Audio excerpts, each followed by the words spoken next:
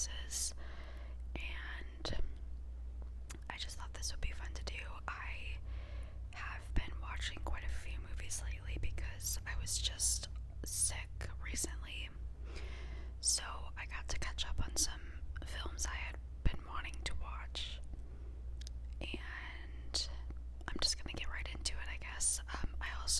I'm gonna be putting up a community poll at some point, but I'm thinking about doing a video talking about different facts on different subject matters. So for example, there is an ASMR creator that does this, so I'm kind of like quote unquote stealing her idea, I guess, but I know other people have done this as well.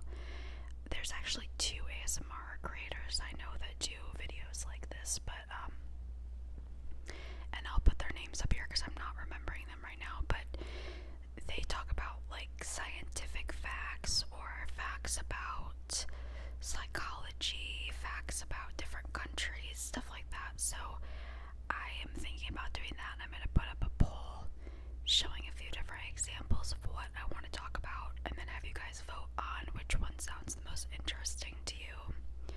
So be on the lookout for that, but without further ado, I'm just going to get into these movies, starting off with Cabin Fever from 2002.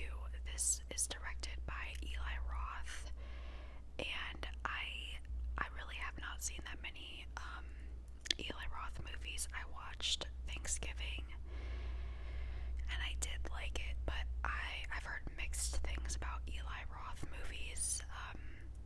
I don't know, I mainly know him as the Bear Jew from Inglourious Basterds, but I'm also going to be reading the IMDb synopsis for each movie, and then just kind of talk about my thoughts, and I'm not going to go into great detail about it. I'm just going to kind of go over it in a general sense, but I guess I'll give the rating on IMDb too. That might be fun to do. So the synopsis for Cabin Fever is 5 college graduates rent a cabin in the woods and begin to fall victim to a horrifying flesh-eating virus, which attracts the unwanted attention of the homicidal locals. And this has a 5.6 out of 10 on IMDb. That's probably about what I would give this movie. It's really not that good. I've never seen this movie, and I'm a huge horror movie fan, but I just had never seen this one. The plot is all over the place. It is completely all over the place, but I think that what I like about this movie is that it doesn't take itself too seriously, and it's kind of just dumb fun. I think it would be really fun to watch around Halloween time. And yeah, there's not a lot to it. The acting is not great. It's just an okay movie. But I thought that it had some elements that were interesting, and it is a pretty original storyline, I guess, but I just really did not get much out of it at all. I wasn't expecting to, though, so if you go into it not expecting much, you won't be disappointed. But yeah, it's definitely not the best movie I've ever seen. And moving into the next one, this is another one that I somehow have never watched, and it's also a movie that I did not expect a lot from and did not get a lot from, and that is Rob Zombie's Halloween, which is from 2007. So I'm a huge fan of the original Halloween films. I have not seen all of them yet. There's a lot. But the original Halloween is like one of my favorite horror movies of all time, and I love it so much. So I think I kind of just put off this one because I heard that it wasn't that great, and I didn't want my I don't know, I didn't want to be mad with the film, so I just said never watched it. So the synopsis for, and this is, like I said, directed by Rob Zombie. After being committed for 15 years, Michael Myers, now a grown man and still very dangerous, escapes from mental institution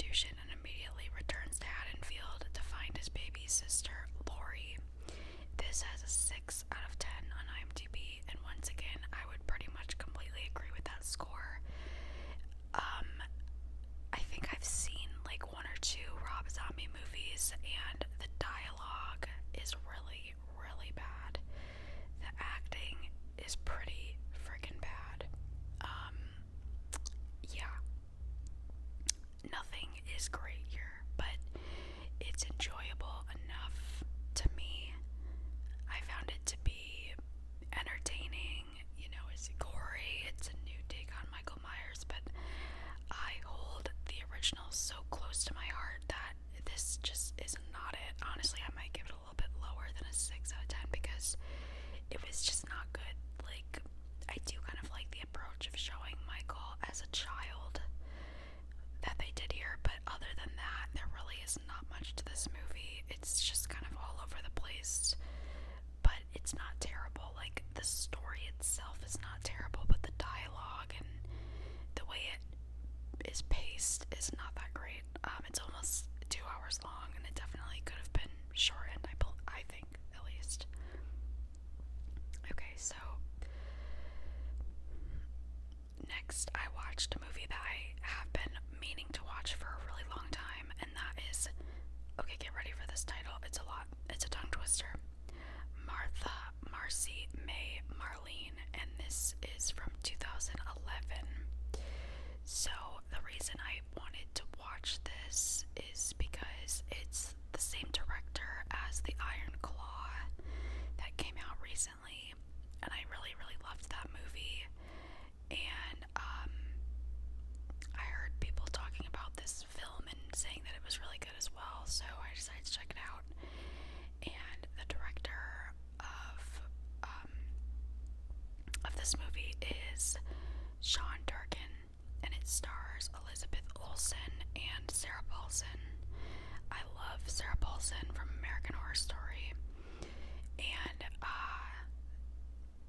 the score for this is 6.8 out of 10. On IMDb, I would give it like a 7 probably. And the synopsis says, haunted by painful memories and increasing paranoia, a damaged woman struggles to reassimilate with her family after fleeing an abusive cult. So I've never really been that into cults. I know a lot of people are. It's just not really my thing. I don't find it that interesting for some reason. I just kind of have a hard time wrapping my mind around how people fall into these cults, but I do understand that it's people who are vulnerable, and that's exactly what this story is about. And I thought that this movie was amazing. Elizabeth Olsen, I have not seen her in that many films, but she is incredible in this role. She is definitely the standout for me, and I love Sarah Paulson always, but she's definitely just a secondary character. And yeah, I mean, this isn't like a very intense or thrilling movie. It's not super crazy by any means. It's kind of like a slower burn, I guess, but it's amazingly done. And there's also, this is really random, but there's this song that the kind of cult leader performs at one point, and I have totally heard this song before, and I did not know that it was from this movie. I don't know if it's like a cover of a song that he's doing, but for some reason I know I've heard this song before. Maybe it was on TikTok or something random like that, but I've definitely heard it, so it's really funny that it's in this movie. But I really like that song, and I love this movie. It's kind of intense in some parts, like there's definitely some intense moments, but yeah, I just thought it was really great. I mean, I think some of it maybe is a little bit over dramatic. Some of the ways in which Elizabeth Olsen is acting after she flees this cult is kind of like, I mean, she's a grown woman, like would she really be doing that? But I don't know. I mean, I've never been in a cult, so I can't really say one way or another how you would be acting. So I thought it was very well done, and I would highly recommend it. Okay, so the next one that I watched is called Thoroughbreds. And I don't even remember how I heard about this movie. I maybe I was just scrolling on something and I decided to watch it. But this movie is from 2017, and it stars Anya Taylor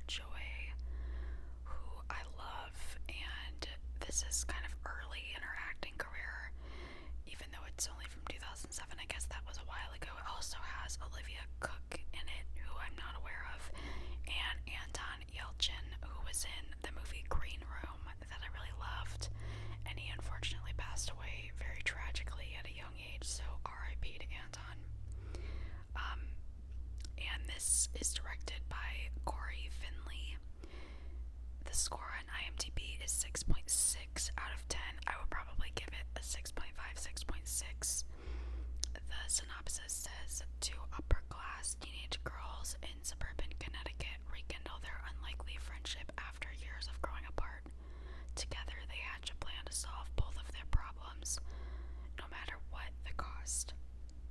This is a very interesting movie.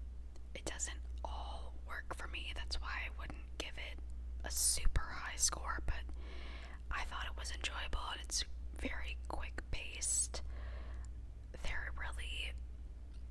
The synopsis pretty much sums it all up. It's a pretty, you have to kind of suspend your beliefs as far as how the characters are acting, but it's a good movie. It's a quick-paced movie, and I found it to be enjoyable. You don't really like any of the characters. They're all kind of nightmares, but it goes by quickly. It's an hour and 32 minutes, so it's pretty quick-paced, and I thought it was funny. It's really darkly funny, and the dialogue is really good as well. So I like the pacing of it. I like the dialogue. I like the acting. It's just a pretty middle-of-the-road movie as far as my rating goes, because I just find it doesn't really do anything that shocked me or made me feel some type of way. I don't know how to explain it, but yeah, it's pretty good. Okay, oh my gosh. Oh, by the way, I forgot to mention I am going in order of when these movies were released. So I started with Cabin Fever from 2002, and then I'm going up to the latest releases. So this next one, oh my god, this movie is insane. It's Mandy from 2018, and this movie is craziness. I've been wanting to watch this one for a very long time as well, because it has my baby Nicolas Cage in it. I love Nicolas Cage so much, and the director of this film has probably the coolest name I've ever heard. Him and Yorgos Lanthimos have the coolest names. His name is Panos Cosmatos. How badass is that name? The synopsis for this says, the enchanted lives of a couple in a secluded forest are brutally shattered by a nightmarish hippie cult and their demon biker henchmen, propelling a man into a spiraling, surreal rampage of vengeance. Once again, another cult movie, but it's definitely more Nicolas Cage's story. And this movie is just batshit crazy. It's all over the place. I mean, it kind of is. It's a very simple premise, but it's almost like you're on acid when you're watching this movie.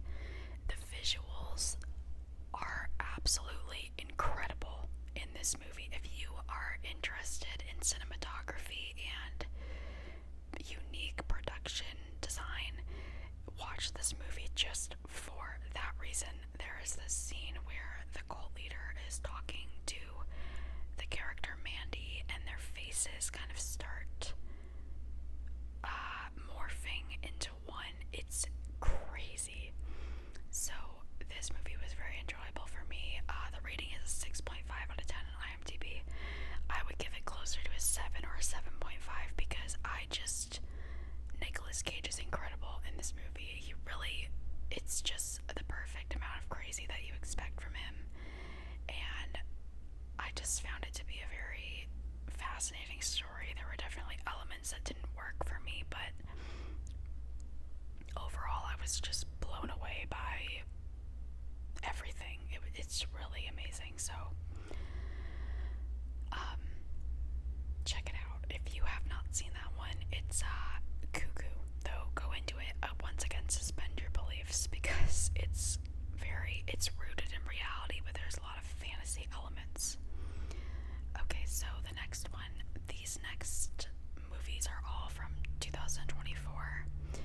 So the next one I'm talking about is Challengers from this year, and it is directed by Luca Guadagnino, who directed Call Me By Your Name and Bones and All.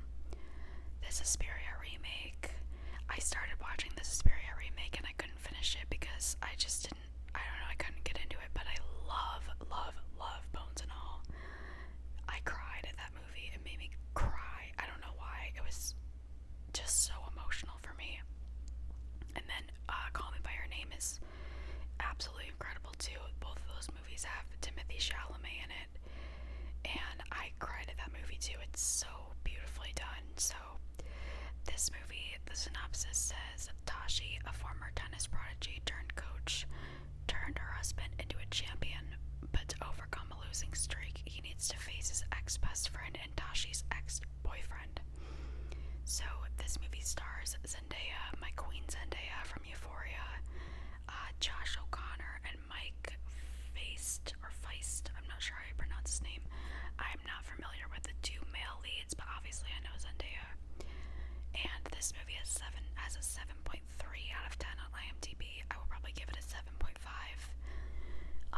There were a few things I didn't like about this movie, but most everything else I loved. I thought the score was amazing. The music that they chose was awesome. It's Trent Reznor is a part of it. I'm not exactly sure who else scored it, but I know Trent Reznor is a part of it. I think. I could be wrong. I'll put up a thing, but it was a little bit distracting at times because of how loud it was. And I also thought that the male characters, the two guys, they kind of, when they're kids, when they're younger, I did not like the way that they were portrayed. It was like overly goofy to the point where I'm like, okay, I guess that's how they would act. I don't know, something about their mannerisms was bizarre because I think Zendaya is just so mature from the jump, even when she's younger, and then they are just, but that's how it is, you know, girls mature faster than guys do, so but yeah, it just kind of, it goes back and forth. The timeline jumping is a little bit jarring sometimes, but I didn't find it to be that distracting. So you go back in time to when they were younger and now when they're older. I thought the cinematography was amazing when they were playing tennis, and just in general, it was awesome. The acting was great from everyone, even though the male characters kind of annoyed me, and Zendaya was definitely the standout for me. I don't know, I still liked their acting though. It was an amazing movie. So, and I'm not even into tennis at all. Like, I don't understand tennis, but I could still follow what was going on. Highly recommend that one. So the next movie, I guess you could call it a movie. It is a movie, but it is the Gaga Chromatica Ball. And this is a movie essentially of a concert by Lady Gaga. And the synopsis says, in front of 52,000 people, Lady Gaga delivers a career-defining performance at Dodger Stadium in Los Angeles during her 2022 Chromatica Ball tour. And I love Lady Gaga. I'm not like the biggest fan of hers, but I really like her music, and I thought that this was just amazing. I love the way it's shot. I love the different sequences. They kind of go in like acts. They put up a title card of like Act 1, Act 2. It was great. And this has this has an 8.2 out of 10 on IMDb, and I would probably give it like an 8. I thought it was great. It's entertaining. If you like Lady Gaga, check it out, and that is on HBO Max. And then the last movie I'm going to be talking about is Hitman, also from this year, which is on Netflix now, and this stars Glenn Powell from Anything But You, and I don't know how to pronounce her name, Adria Arjona, and it's directed by Richard Linklater. And this has a 6.9 out of 10 on IMDb. I would probably give it a 7, so pretty much accurate for me. The synopsis for this movie says, a professor moonlighting as a hitman of sorts for his city police department descends into dangerous, dubious territory when he finds himself attracted to a woman who enlists his services.